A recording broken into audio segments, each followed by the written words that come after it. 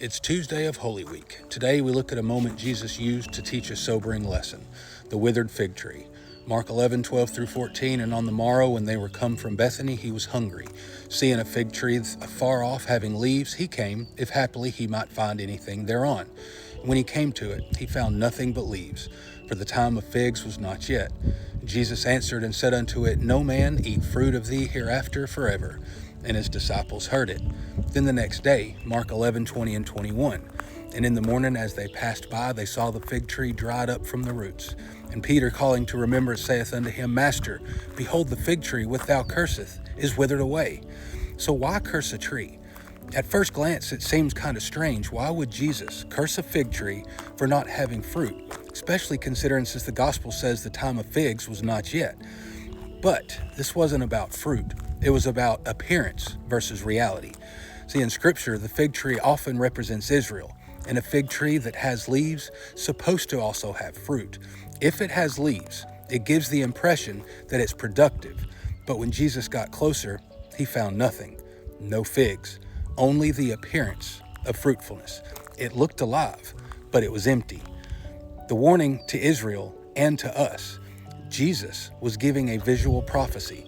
Just like the fig tree, Israel looked religious. They had the temple, they had the law, they had traditions, but when the Messiah came looking for fruit, there was none. Their worship was leaves. Their traditions were branches, but their hearts were far from God.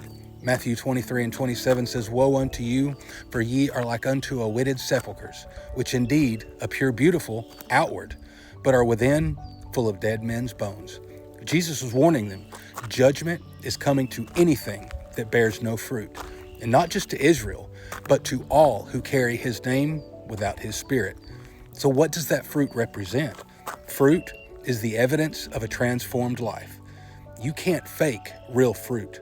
You can fake leaves, you can fake activity, but Jesus is looking for love, for obedience, for righteousness, for souls. The fig tree didn't wither right away. Jesus cursed it on Monday, but it didn't visibly die until Tuesday. So why is that?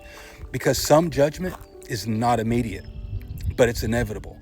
God's mercy may delay the consequences, but the root will still wither if there's no change.